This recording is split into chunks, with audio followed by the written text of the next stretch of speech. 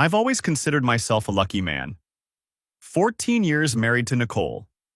A beautiful four-bedroom colonial in a quiet Virginia suburb where the neighbors wave and the HOA actually does its job. Senior project manager at Brennan and Associates Commercial Construction. Two kids who still think I'm cool enough to shoot hoops with. Lily at 12, already rolling her eyes at boys, and Owen at 9, still young enough to believe his old man knows everything. Friday evening, early October. The air had that perfect crispness to it, the kind that makes you want to sit outside with a cold one and pretend the weekend will last forever. I was doing exactly that on Walt Brennan's back patio. No relation to my firm, just a coincidence that still makes him chuckle. Walt's 63, retired from somewhere in the intelligence community. He won't say NSA directly, but he won't deny it either, which tells you everything you need to know. The man has 17 security cameras pointed at every conceivable angle of his property. Motion sensors, night vision, the whole 9 yards. Neighborhood kids call him the Watcher. I just call him Walt. "Look at this fat little bandit," Walt said, tilting his tablet toward me. The screen showed grainy night footage of the most well-fed raccoon I'd ever seen, waddling across his driveway like he owned the place. "Every single night, Grant. Every single night he tears into my garbage. I'm thinking about getting one of those humane traps." I nodded, half watching, more focused on the way the beer was hitting just right after a brutal week at work. The Henderson Industrial Project was 3 weeks behind schedule, and I'd been putting out fires since Monday. Walt started scrolling backward through the footage.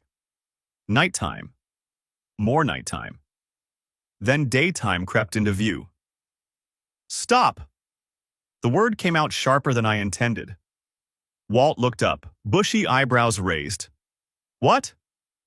"Rewind. Go back." He complied, confusion plain on his weathered face.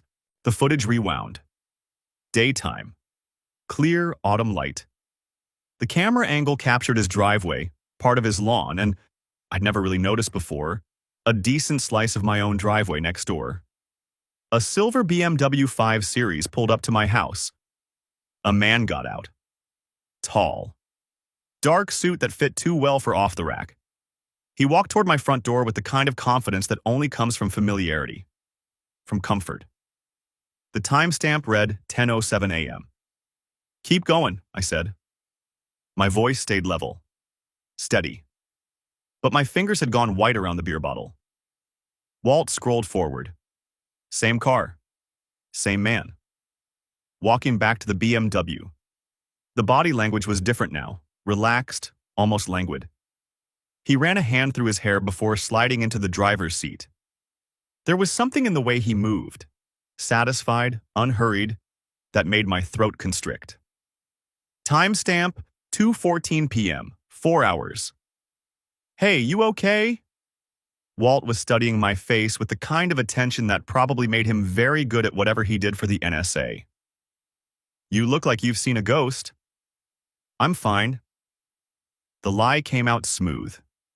Easy, the first of many. "Just thought I recognized the car. Old college buddy drives a BMW like that." "Yeah? Well, if it's your buddy, he's been visiting a lot. I've got him on camera at least a few times this month." Walt scratched his chin. "Didn't realize Nicole had so many friends stopping by during the day. Home business stuff, maybe." The question hung in the air between us, innocent on its face, devastating in its implications. "Yeah," I heard myself say. "Probably something like that." The math happened automatically. Last Tuesday. I was at the Henderson site all day, didn't leave until almost 7. The kids were at school. Nicole was supposed to be working from home. She'd told me that morning she had a conference call at 10 and would probably be stuck on Zoom until lunch. "Can you send me that file?" I asked. Walt blinked. "The raccoon footage?" "All of it. The whole week." Sure. He studied my face for a moment. "Everything okay, Grant?" I finished my beer and set the empty bottle on the patio table. Just curious about something. Nicole was in the kitchen when I walked through the back door, standing at the island chopping vegetables for a stir-fry. She smiled when she saw me. That warm, familiar smile I'd fallen in love with at a college party 16 years ago. "Hey you, how's Walt's surveillance operation?" "Same as always. He's got a raccoon problem," she laughed. "That man and his cameras. You know Mrs. Patterson across the street calls him a paranoid old coot? Says he's watching everyone." She scraped the vegetables into a waiting pan, oil sizzling. "Did he show you the footage?" For a split second, something flickered across her face. So brief I might have imagined it. Or maybe I was just looking for it now. "Some of it," I said. I crossed to her and kissed her cheek. Her perfume filled my nose, something floral and expensive. Not the practical day-to-day scent she usually wore. The good stuff. The stuff she saved for date nights and special occasions. I wondered if she'd put it on at 9:55 that morning. Wondered how long she'd agonized over which underwear to wear for another man. "You okay?" Nicole was studying me. Spatula paused mid-stir. "You seem distracted." "Long week. Henderson project's been a nightmare." I moved to the cabinet for plates, grateful for the excuse to turn away. "Where are the kids?" Owen had a snack. Lily's in her room being dramatic about something Emma said at school. She rolled her eyes affectionately. Middle school politics. Apparently someone's best friend became someone else's best friend, and now there's a whole thing. Sounds exhausting. You have no idea. I spent 20 minutes on the phone with Emma's mom trying to decode the drama. She laughed again, shaking her head. Thank God we weren't like that at their age. I thought about the messages I'd soon discover on her phone. The ones where she'd written about settling and dead marriages. Wondered if she'd been dramatic as a teenager, if this capacity for deception had always been there, dormant, waiting. "Yeah," I said. "Thank God." I helped set the table. We ate dinner as a family. I listened to Lily's story about drama club auditions and helped Owen with his math homework afterward. Nicole curled up on the couch with a glass of wine and her laptop, supposedly finishing up work emails. I watched her from the kitchen doorway for a long moment. My wife of 14 years. Mother of my children. The woman I'd built a life with. That night, after the kids were asleep, I lay in bed beside her, staring at the ceiling fan as it made its slow rotations in the darkness. Nicole's breathing had already deepened into sleep. I made a decision then. A cold one. The kind of decision that separates men who react from men who plan. I would not confront her. Not yet. Not until I knew everything. The next morning I texted Walt before I even got out of bed. "How far back do your cameras store footage?" His response came within minutes. 18 months on the hard drive. Cloud backup goes back 3 years. Why? Can you share access? I think someone's been casing the neighborhood. Want to review it? It was a flimsy excuse, but Walt was too happy to finally have someone appreciate his security obsession to question it. Within an hour, I had login credentials to his entire surveillance archive. That first week, I operated on maybe 4 hours of sleep a night. After Nicole went to bed, I'd sit in my home office with the door locked, scrolling through months of footage on my laptop. The blue light from the screen was the only illumination. Sometimes I'd catch my reflection in the dark window, hollow eyes, jaw set hard, and not recognize myself. The silver BMW appeared 12 times over 3 months, always on weekdays. Always between 9:30 a.m. and 2:30 p.m. Always when I was at work and the kids were at school. I created a spreadsheet. Dates, arrival times, departure times, duration of visits. The shortest was 2 hours and 17 minutes. The longest was 5 hours and 43 minutes. I needed to know who he was. Pete Lawson handles background checks for the subcontractors we use at the firm. Good guy, former cop, doesn't ask too many questions if you don't give him a reason to. Hey Pete, can you run a plate for me? Silver BMW, Virginia tags. I read off the number I'd captured from Walt's footage. Sure thing, give me a day. He called back in 6 hours. Plates registered to a Derek Collins, 44 years old. Business address in Arlington, home address in... I got it, I cut him off. Thanks, Pete. I owe you one. Derek Collins. I set the phone down and stared at the wall of my office for a very long time. Derek Collins wasn't a stranger. Derek Collins was married to Vanessa Collins. Vanessa Collins had been Nicole's best friend since their freshman year at UVA. The four of us had dinner together twice a month, sometimes more.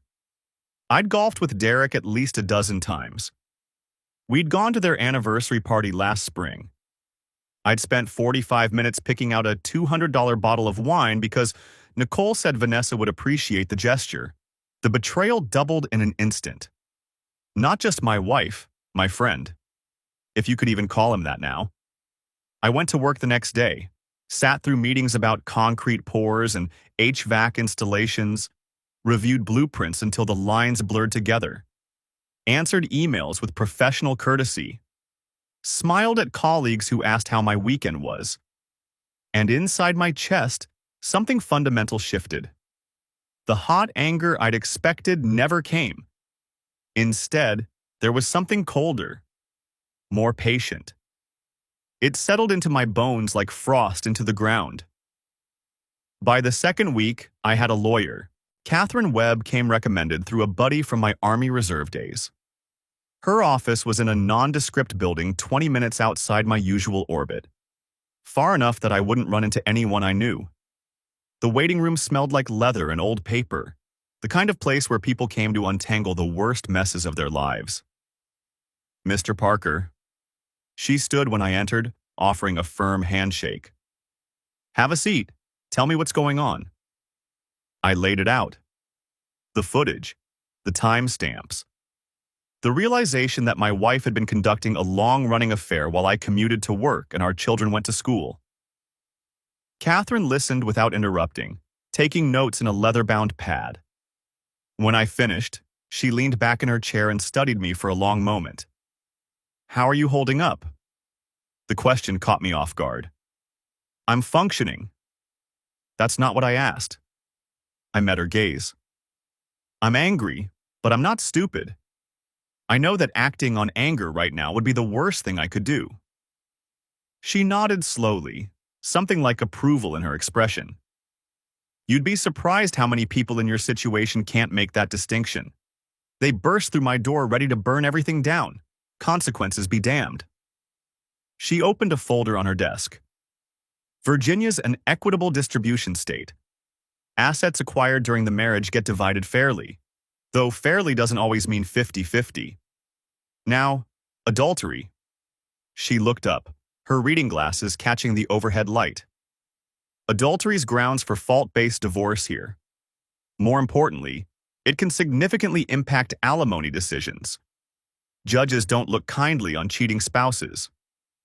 What does that mean in practical terms? It means if you can prove the affair, really prove it, not just suspicious circumstances, you're looking at reduced or eliminated spousal support obligations. Maybe a more favorable property split. Certainly a stronger position in custody negotiations. Custody. The word tasted bitter. I want my kids. Primary custody. Tell me about your involvement in their lives. So I did. The school pickups and soccer practices, the homework help and bedtime routines, the weekends building Lego sets with Owen and driving Lily to drama rehearsals. The stuff fathers do when they're actually present, actually engaged. Catherine took more notes. This is good. This is very good. She set down her pen.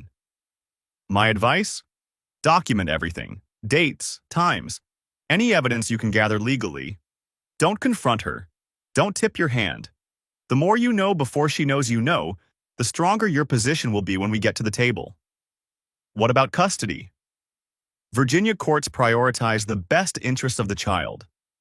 Your stable work history, involvement in their lives, the fact that you'll likely be keeping the family home, all points in your favor, especially if we can demonstrate a pattern of behavior that suggests poor judgment on her part. I wrote her a check for the retainer. Cash would have looked suspicious on our joint accounts. One more thing, Catherine said as I stood to leave. This process takes time, months, sometimes a year or more. You need to prepare yourself for that. And you need to prepare yourself to live with someone you know is betraying you, day after day, without letting on. I can do that. Can you? Her eyes were sharp. Because if you slip, if you confront her before we're ready, if you let anger get the better of you, you give away every advantage we're building.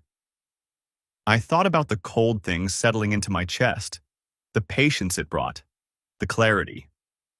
I can do that, I said again. Good. Then we'll be in touch. That same week, I started auditing our finances. I had access to everything. We'd never had secrets. Online banking, credit card statements, investment accounts. Funny how that phrase kept echoing in my head. We'd never had secrets. The withdrawals appeared when I started looking for them. 200 here, 300 there, always in cash. Never enough to trigger any alerts, but consistent. I tracked them back 8 months. The total came to just over $4,700. Where does that kind of money go when you don't want anyone to know about it? I found part of the answer in her Amazon account. We shared a Prime membership, had since it was still $100 a year. There's a feature for hidden orders, stuff you purchase that doesn't show up in the regular history. Nicole had used it. Lingerie I'd never seen. A perfume that wasn't the one on her dresser. And a book. Starting Over, A Woman's Guide to Reinvention After 40. I sat in my truck in the office parking lot that day, engine off, hands on the steering wheel, breathing slowly and deliberately for 10 minutes straight. The world outside the windshield looked exactly the same as it always had. Somehow, that made it worse. Week 3 brought a new revelation. Walt, I need to see everything, as far back as you've got. He practically glowed. The full archive? 3 years? Whatever you have. He transferred it all to an external drive the size of a deck of cards. I took it home like it was evidence in a murder case. In a way, I suppose it was. The BMW first appeared 18 months ago. 18 months. I did the math obsessively. Before Lily's bat mitzvah, where Derek gave a toast about family and faith. Before our trip to the Outer Banks, where the 4 of us rented a beach house and I taught Owen to body surf while Derek manned the grill. Before my promotion, when Nicole threw me a surprise party and told everyone how proud she was. Before her mother's funeral, where I held her while she sobbed into my shoulder and told me I was her rock, her anchor, the only stable thing in her life. 18 months of lies. I kept building my spreadsheet. It grew to 3 tabs. 4. I cross-referenced timestamps with my calendar, with the kids' school schedules, with Nicole's supposed work obligations. Then I found the overnight bag. Footage from 11 months prior. Derek's BMW arrives at 9:47 a.m., leaves at 1:32 p.m., standard. Except 20 minutes after he left, Nicole walked out of our house carrying an overnight bag. She got in her car, she drove away. I checked my calendar for that date. I'd been at a 3-day conference in Richmond. The kids were at my parents' for the weekend. Nicole told me she'd stayed home to catch up on work. She hadn't stayed home. I sat in my office that night, the house dark and quiet around me, and imagined where she'd gone. A hotel somewhere. Maybe Derek's place if Vanessa was traveling. Maybe somewhere neither of them had any connection to. The kind of place where nobody asked questions and checkout time is flexible. The images came whether I wanted them or not. Week 4. The phone. Nicole had always been casual about her devices. Left her phone charging in the kitchen. Never updated her passcode from our anniversary date, October 15th, 10:15. I waited for a Saturday morning. She was in the shower, the water running loud enough to cover any sounds from downstairs. The kids were at soccer practice. I had maybe 15 minutes. Her phone was on the kitchen counter, right where it always was.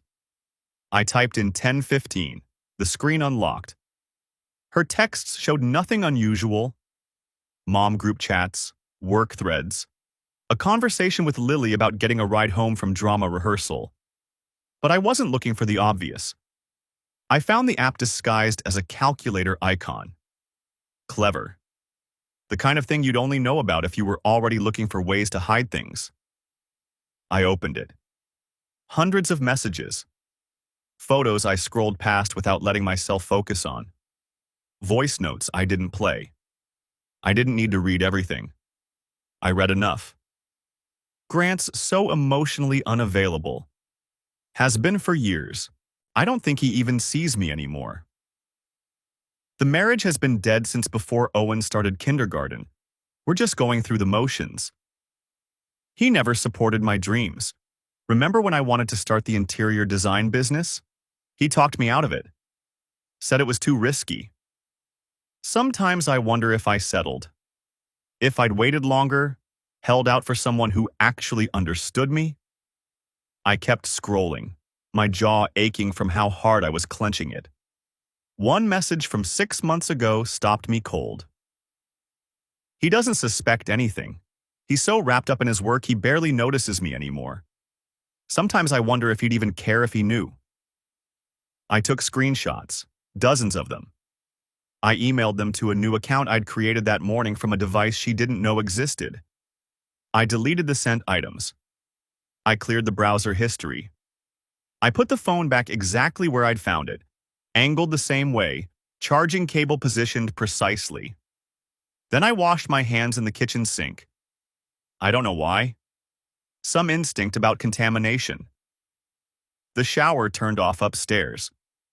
By the time Nicole came down, toweling her hair dry, I was sitting at the kitchen table with a cup of coffee and the weekend paper. "Hey you," she said, smiling. "Want to go to brunch? The kids won't be back until noon. We could go to that place you like, the one with the crab Benedict." I smiled back. The expression fit my face the way it always had, and that's when I realized something had fundamentally changed in me. I could look at this woman, this stranger wearing my wife's face, and feel nothing but calculation. "Sure," I said. "Let me grab my jacket." Week 5 marked a shift in strategy. I could have detonated everything then. Could have thrown my phone on the table at that brunch spot and watched Nicole's world collapse over eggs and mimosas. There would have been a certain satisfaction in it. The immediate gratification of watching her face crumble. But immediate gratification wasn't what I wanted. I wanted justice. And justice required patience. Derek Collins had built himself quite a life. Partner at a mid-sized commercial real estate firm. Active in the local Rotary Club. On the board of a children's charity that did genuinely good work. I donated to it myself, twice, at events Derek organized. His reputation mattered to him, his image, the way people perceived him in the community. Good. That made it valuable. And valuable things could be taken away. I started researching alienation of affection laws. Virginia doesn't recognize them, but North Carolina does. And wouldn't you know it, Derek and Vanessa owned a beach house in the Outer Banks. Had legal residence there for tax purposes. I filed that information away. Then I made a decision about Vanessa. An anonymous email would have been easy, quick, a coward's approach. I considered it and rejected it within the same breath. Instead, I engineered a meeting. Nicole had mentioned months ago that Vanessa took Pilates at a studio near the Whole Foods on King Street, Tuesday and Thursday mornings. I took a long lunch on a Thursday and parked outside the coffee shop across the street. 20 minutes later, Vanessa walked out of the studio, yoga mat tucked under her arm. She looked tired, I noticed. The kind of tired that goes deeper than missed sleep. The kind that settles into your bones. Vanessa, hey! She turned, surprise registering on her face. Grant? What are you doing over here? Client meeting. I gestured vaguely toward the office buildings down the block. Just grabbing coffee. Join me? We stood in line together, ordered our drinks, made small talk about the kids, about work, about the restaurant she and Derek had tried the previous weekend.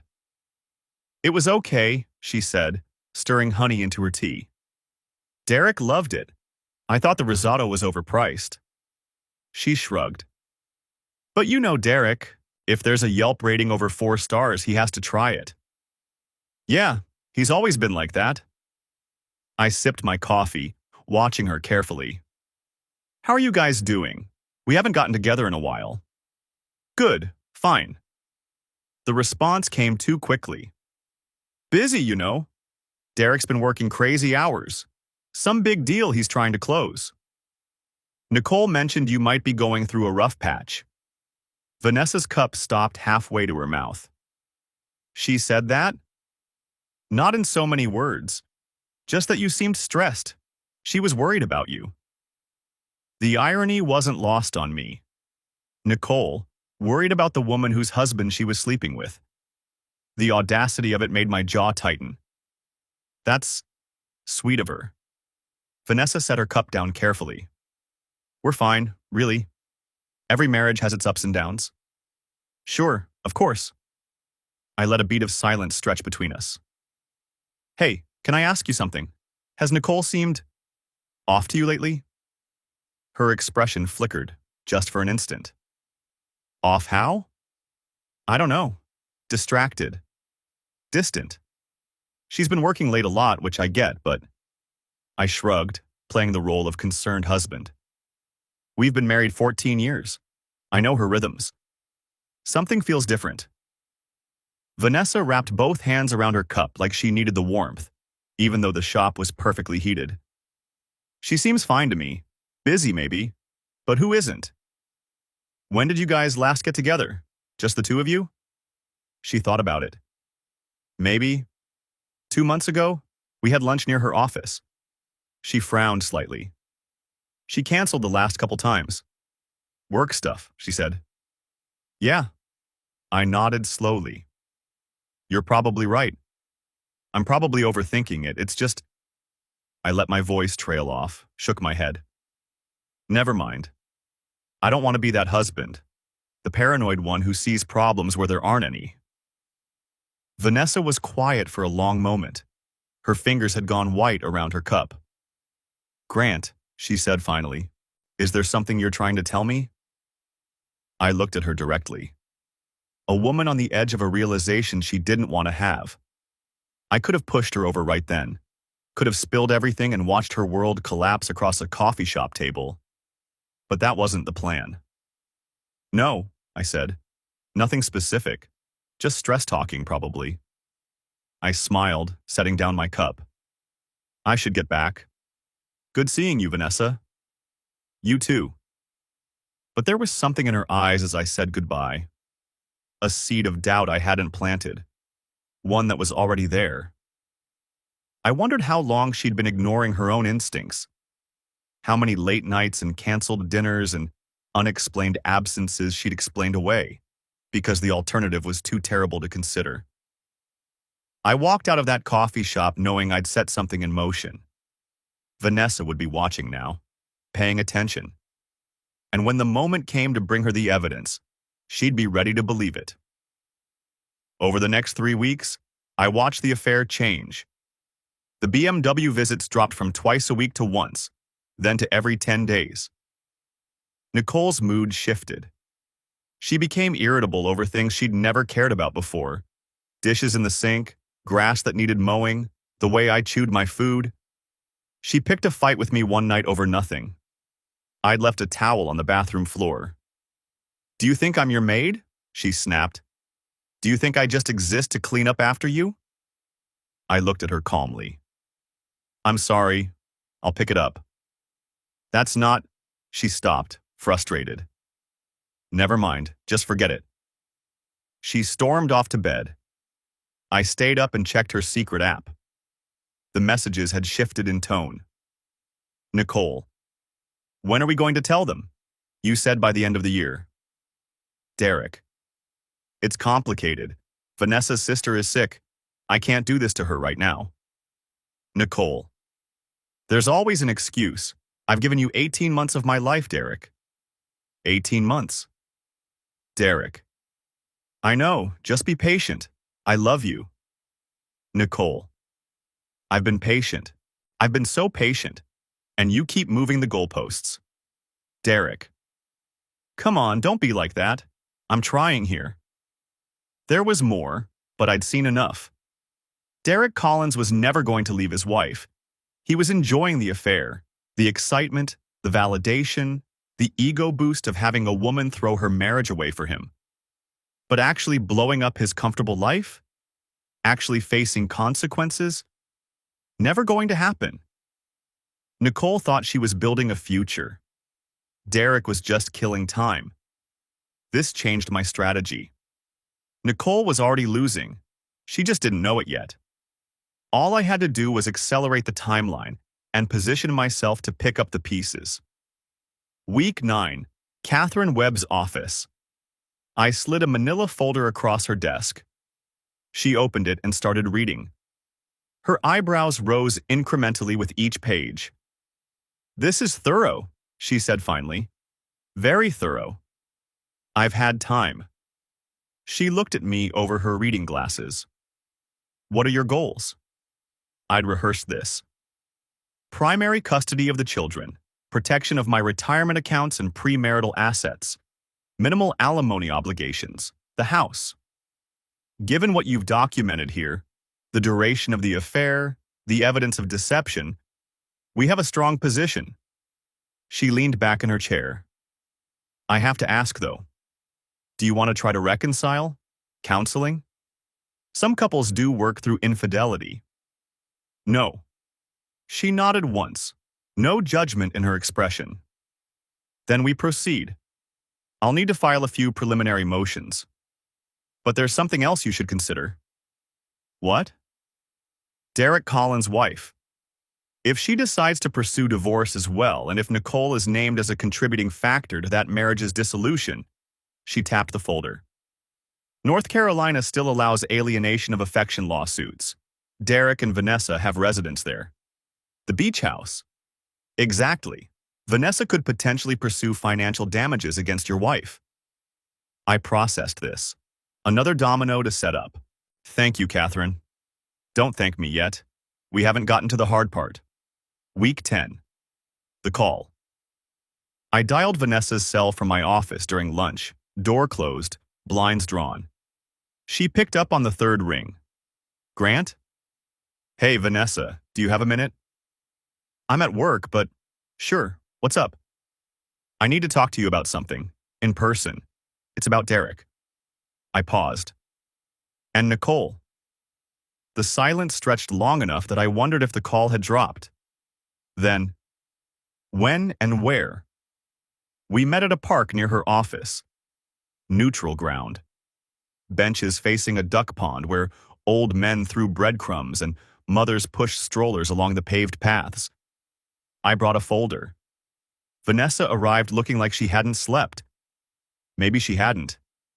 Maybe those seeds of doubt had been growing roots in the dark.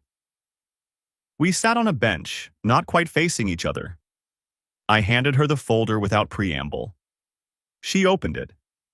I watched her face as she went through the evidence. The timestamps on the surveillance footage, the printouts of messages, the financial records showing cash withdrawals and hidden purchases. Her expression didn't crumble. It hardened. Fossilized, almost. When she finished, she closed the folder and stared at the pond for a long time. The sunlight caught the tears she was refusing to let fall. How long have you known? Her voice came out rough. 10 weeks.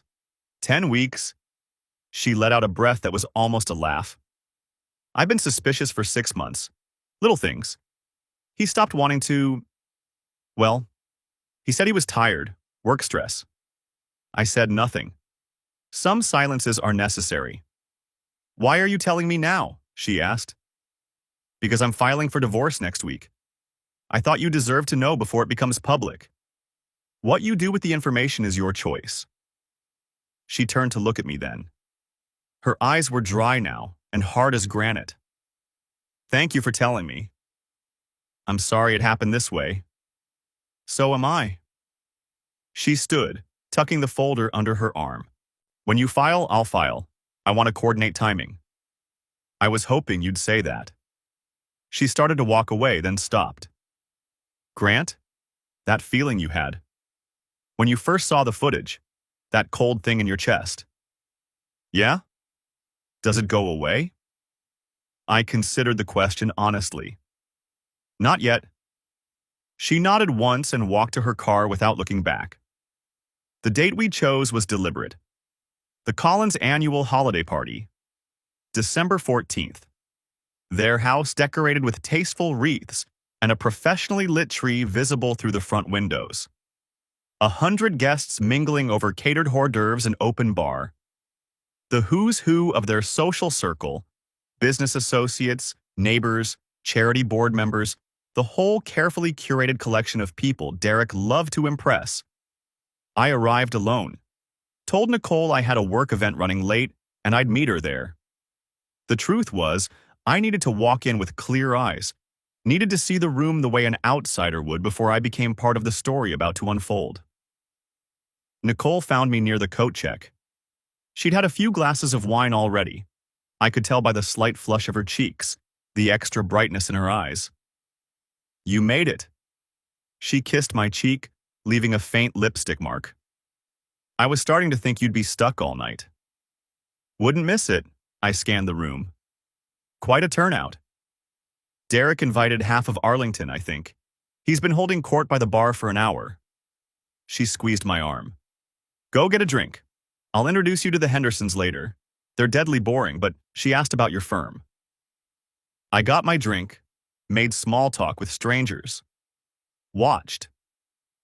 Derek was indeed holding court by the bar, gesturing expansively as he told some story about a complicated deal he'd closed.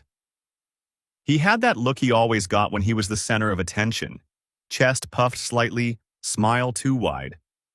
The look of a man who believed his own mythology completely. Every few minutes, his eyes would sweep the room and land briefly on Nicole. The look they shared lasted maybe half a second. Most people wouldn't have noticed. I noticed. At 7:45 p.m., Vanessa caught my eye from across the room. She was wearing a green dress that probably cost more than my car payment. Diamond earrings. Perfect hostess smile. But underneath it all, I saw steel. She gave me an almost imperceptible nod. At 8 p.m., she picked up a fork and tapped it against her wine glass. If I could have everyone's eyes for just a moment. Thank you, yes. Even you back there by the shrimp cocktail. Polite laughter rippled through the crowd. People turned, wine glasses in hand, expecting the usual hostess remarks about gratitude and holiday spirit. I want to thank all of you for coming tonight. Derek and I have always loved hosting this party. Looking out at all your faces, our family, our friends, our community, it reminds me what the holidays are really about. She paused. Derek beamed at her from across the room. Proud husband. Perfect partner. Completely oblivious to the train hurtling toward him.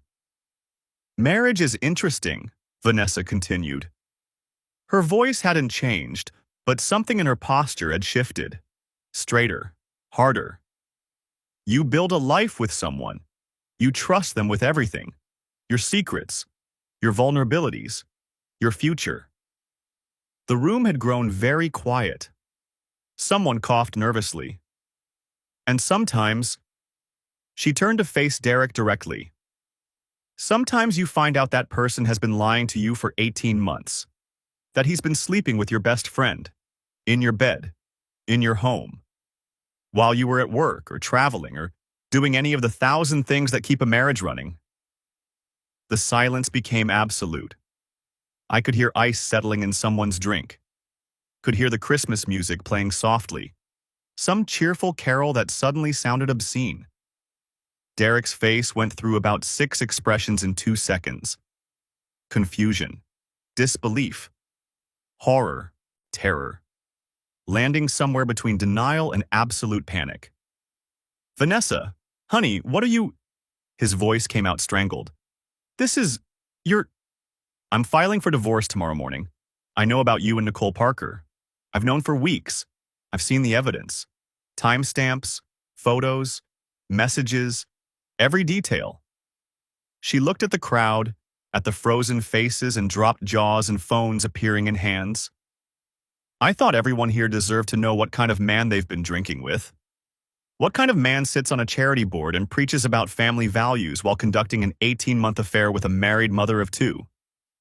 Derek was shaking his head, hands raised like he could physically push away her words. This is crazy. I don't know where— Stop." The single word cut through his protest like a blade. "Don't embarrass yourself by lying when I have it all documented. Every visit, every message, every time you walked into Grant Parker's house." The room's attention swung to Nicole like a spotlight. My wife stood frozen near the Christmas tree, her wine glass tilted at a dangerous angle, red liquid threatening to spill onto the white carpet. Her face had gone the color of old paper. Then she saw me. I was standing by the front door holding my coat. I hadn't taken it off. I'd known I wouldn't be staying long. "You knew," she whispered. The words barely carried across the room. "Oh God, Grant, you knew." "I know everything," I said. My voice came out steady, almost peaceful. 3 months of waiting, of pretending, of living alongside a lie. And now, finally, the truth was out. "We should talk tomorrow. My attorney will send over the paperwork." I turned and walked out. The cold December air hit my face like a blessing. Behind me, I heard Derek's voice rising in desperate denial. "This is insane. Someone's feeding you lies." And Nicole's sob cracking through the chaos, and the rising murmur of 100 guests witnessing the most spectacular social implosion any of them had ever seen. I got in my truck and drove home. The whole way, I felt nothing but an immense, hollow calm. Like the moment after a surgery when the pain hasn't hit yet, when everything is just quiet and blank and waiting. The fallout came faster than I expected. Derek's firm asked him to resign within 2 weeks. Too many conservative clients. Too much bad press. The charity board sent a politely worded email thanking him for his service and requesting his immediate departure. His name disappeared from their website within 48 hours. I heard through the grapevine, our mutual acquaintances were suddenly very eager to share gossip, that Derek tried to spin the story at first. Claimed Vanessa was unstable. Claimed the evidence was fabricated. Claimed he was the victim of a jealous husband's vendetta. Nobody bought it. The documentation was too thorough. And people talk. Vanessa filed in North Carolina, where her attorneys pursued alienation of affection with surgical precision. The beach house became a battleground.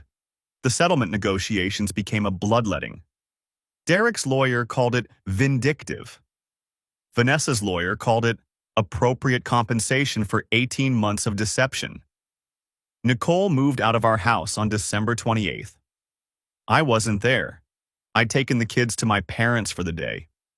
Couldn't stomach watching her pack up pieces of our life while pretending everything was civil. When I came home, the closets were half empty. Her bathroom drawers were bare. The jewelry box on her dresser was gone. But she'd left our wedding photo on the nightstand. I stared at it for a long time. The two of us, young and hopeful and absolutely certain about our future, before I put it face down in a drawer.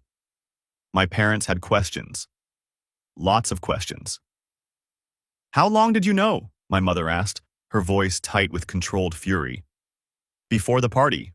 How long?" "About 3 months." 3 months? She shook her head. "How did you manage? Living with her, eating dinner with her, sleeping in the same bed, knowing what she was doing?" I focused on the end game. My father put a hand on my shoulder. He'd been quiet through most of the conversation, but his grip said everything. You did what you had to do, son.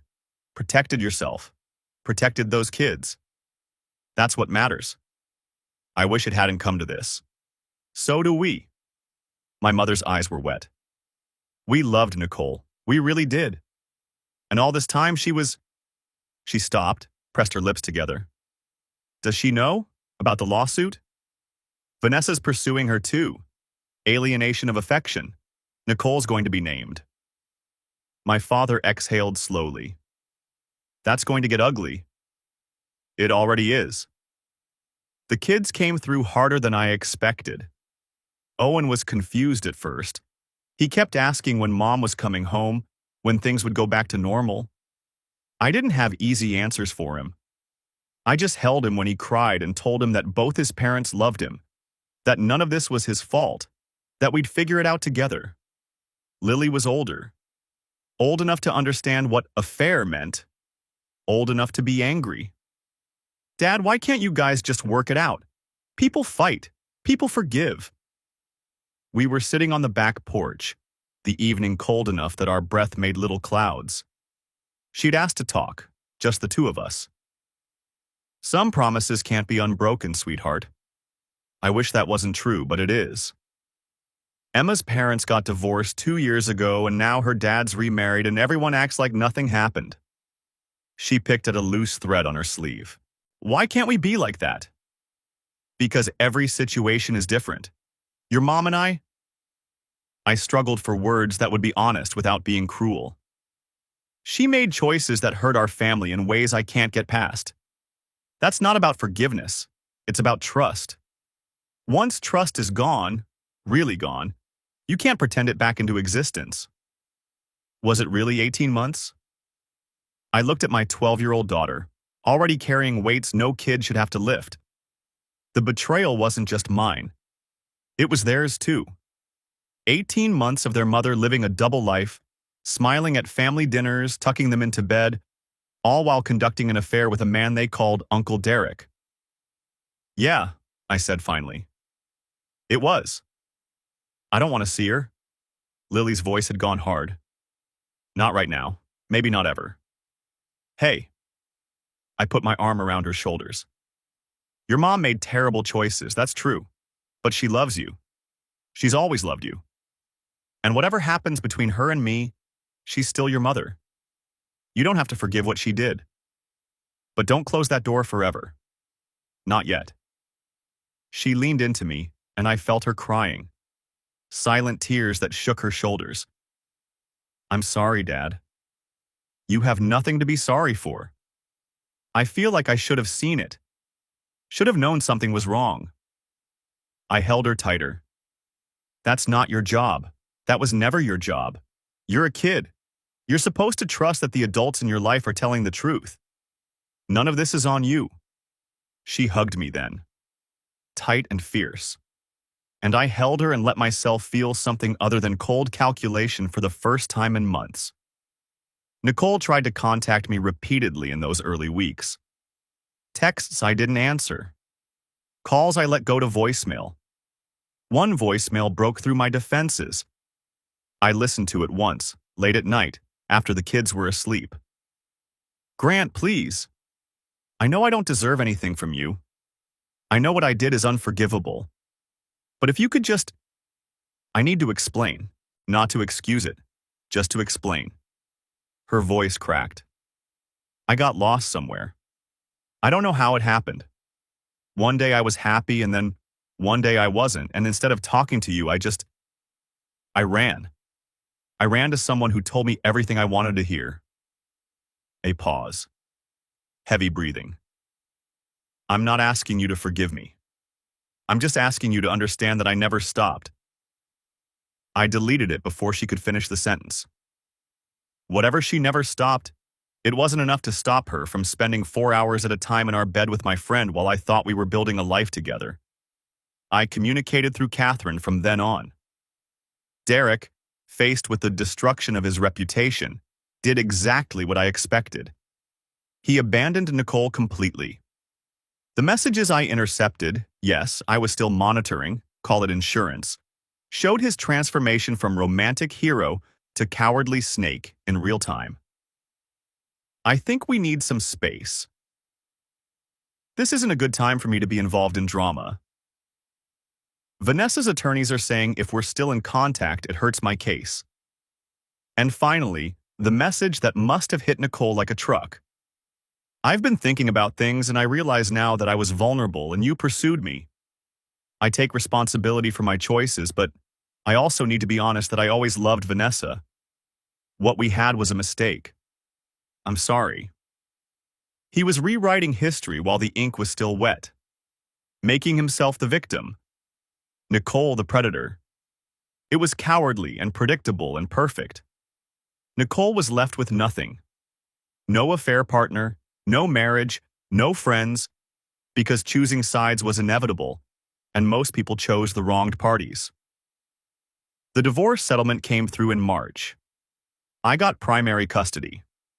Nicole's work schedule was less stable than mine, and when the guardian ad litem interviewed the children separately, they both expressed a preference for staying in the family home. With me.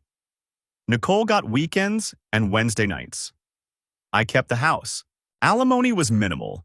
Catherine's thorough documentation of the affair made the judge less than sympathetic to my wife's financial interests. I watched her sign the papers in Catherine's conference room. She looked smaller than I remembered. Deflated. The confident woman who'd laughed at brunch spots and planned dinner parties had been replaced by someone I barely recognized. "Grant," she said, after the lawyer stepped out. "Can we talk, just for a minute?" "What's left to say?" "I don't know." She shook her head. "I keep trying to figure out where it went wrong.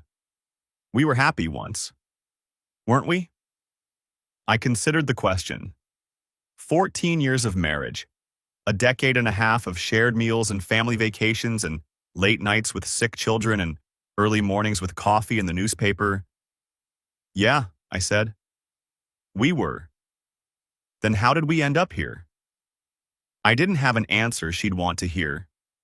The truth was, I'd asked myself the same question 1,000 times, and the only conclusion I'd reached was this. You can't know what's in someone else's heart. You can only trust them to tell you and hope they don't lie. I don't know, Nicole. I really don't. I left her sitting there alone and walked out to my truck. 1 year later, summer evening, cold beer, Walt's patio. The old man was showing me footage again, this time of an entire family of raccoons that had taken up residence under his garden shed. Mama and 3 kids, waddling across his lawn like they paid rent. "You ever catch that first one?" I asked. "The fat guy from before?" Walt shrugged. "Nah, learn to live with him, I guess. Sometimes pests aren't worth the energy, you know? They move on eventually, find somewhere else to cause trouble." I thought about that. About Derek, who'd relocated to Florida after Vanessa's lawsuit bled him dry. About Nicole, who was living in an apartment across town, rebuilding something resembling a life. About the email Derek sent me once, something about no hard feelings and hoping we could move forward as adults. I deleted it without responding. Some things don't deserve acknowledgement. "Yeah," I said. "Sometimes they're not worth it." The sun was setting, painting the sky in shades of orange and pink. From my house across the way, I could hear Lily practicing piano. Something classical she was learning for the spring recital. Owen was probably in his room, building something complicated out of Lego, waiting for me to come admire it. My kids were okay, adjusting. We had dinner together most nights, now that Nicole's presence wasn't filling the silences with tension and unspoken grievance. We laughed more than we used to, talked more. Last weekend, Owen asked if he could invite a girl from his class to his birthday party, and the way he blushed told me everything about where the next few years were heading. Life goes on. That's the brutal truth of it. You think the world will stop when betrayal cracks it open, but it doesn't. It just keeps spinning, indifferent to your pain, and eventually you either spin with it or you fall off. I chose to keep spinning. Another round? Walt asked, holding up an empty bottle. Sure. He disappeared inside to grab more beers from his fridge. I sat alone on his patio, watching the fireflies rise from the grass as dusk settled over the neighborhood. The same view I'd had that night a year ago, when my life was about to change and I didn't know it yet. I'd lost something in those 12 weeks of surveillance and strategy. Some capacity for naive trust, maybe. Some version of myself that believed people meant what they said and kept the promises they made. But I'd gained something too. A harder edge. A clearer vision. The understanding that love isn't just a feeling. It's a choice you make every day, to be honest. To be present. To put someone else's heart above your own convenience. Nicole made different choices. So did Derek. And they paid for them in ways they're still calculating. I didn't set out for revenge. I set out for justice. And I got it. Walt came back with 2 cold bottles, condensation dripping down the glass. He handed me one and settled into his lawn chair with a satisfied sigh. You seem better, he said, than you did last year. I'm getting there. Good. He clinked his bottle against mine. To moving forward. To moving forward, I echoed. And I meant it. The raccoon footage was still playing on Walt's tablet, those fat little bandits waddling through the motion sensor lights. One of them looked directly at the camera, eyes glowing white in the night vision, completely unconcerned with being watched. I smiled despite myself. Dumb animals. No idea their whole world is on display for anyone who cares to look. Then again, neither did Nicole. I finished my beer as the last light faded from the sky, and I felt something settle in my chest. Not the cold calculation that had sustained me through the worst of it. Something different. Something warmer. Maybe peace. Maybe just exhaustion finally catching up. Either way, I'd take it. The next morning I made breakfast for the kids. Pancakes with chocolate chips for Owen, scrambled eggs for Lily, who was watching carbs, for reasons I didn't entirely understand but chose not to question. Dad, Owen said through a mouthful of pancake, can we go to the pool today? Sure, bud, after you clean your room. It's not that messy. Owen. Okay. Lily looked up from her phone. Can Emma come? If her parents say yes. Normal morning, normal conversations. The kind of domestic routine I'd taken for granted for 14 years, never imagining it could be stripped away so easily. Nicole would be picking them up tomorrow for her Wednesday. They'd have dinner at her apartment, help with homework, watch TV until bedtime. Then I'd get them back, and the cycle would continue. Co-parenting with someone who betrayed you is a special kind of torture. Every handoff is a reminder. Every text about schedules or school events is a splinter working its way under your skin. But the kids need both of us. And I refuse to be the parent who poisons them against their mother, no matter how much she might deserve it. That's the difference between revenge and justice, I think. Revenge is about making the other person suffer. Justice is about making things right. I made things right. Now I'm building something new. Last week I went on a date. First one since the divorce. Her name is Rachel. Paralegal at a firm downtown. We met at a happy hour organized by a mutual friend who clearly had matchmaking intentions. Nothing special. Just drinks at a wine bar, 2 hours of conversation about jobs and hobbies and favorite shows to binge. She laughed at my jokes. I laughed at hers. When we said goodnight, she touched my arm and said she'd had a really nice time. I drove home feeling something unfamiliar. Possibility, maybe. The strange lightness of realizing your story isn't over. It's just entering a new chapter. I don't know if anything will come of it. I'm not rushing, not looking to fill a void with the first person who shows interest. But it was nice to remember that I'm still capable of connection. That Nicole didn't break that part of me, no matter how hard she tried. Some nights, late, I still think about the moment I saw that BMW pull up in Walt's footage. The way my stomach dropped. The cold certainty that settled in before my brain even caught up. I've replayed that moment 1,000 times. Wondered if I could have seen signs earlier, if I'd been paying better attention. Wondered if Nicole was right, if I'd been so wrapped up in work that I stopped seeing her. Maybe? Probably. Marriage is never a simple equation of innocence and guilt. But here's the thing. I didn't make her do what she did. I might have been distant. I might have taken her for granted. Those are sins of omission, failures of attention. She chose to lie. She chose to deceive. She chose to build a secret life on the foundation of the one we'd built together. Those are choices I can't forgive. And I've made peace with that. The last thing I want to say is this. To anyone reading this who suspects their spouse is cheating, trust your gut. That cold feeling in your stomach isn't paranoia. It's your subconscious putting together pieces your conscious mind doesn't want to see. Don't confront. Don't accuse. Don't give them the chance to cover their tracks. Document. Prepare. Consult a lawyer. And when you're ready, when you've built your case and protected your assets and made sure your kids won't be casualties of someone else's selfishness, then you strike.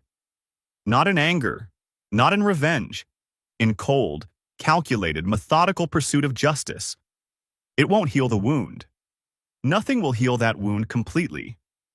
Some scars are permanent. But there's a satisfaction in knowing you didn't roll over. You didn't beg. You didn't let someone who betrayed you walk away clean. You made them face consequences.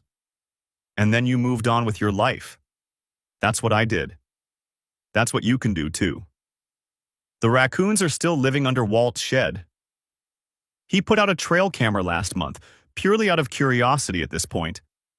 Sometimes he sends me clips of them. The kits getting bigger, the mama teaching them to forage, the whole family waddling in formation like a furry little parade. They'll move on eventually, he tells me. Once the babies are grown. That's how these things work. I nod and watch the footage and think about predators and prey and the way nature finds its balance. Nicole was a predator, in her way, hunting for something our marriage couldn't provide, taking what she wanted without regard for the damage left behind. I was her prey. For 18 months, I walked around oblivious while she fed on my trust. But prey can evolve. Prey can learn. Prey can develop claws of their own. That's the story, really. Not of revenge, of evolution.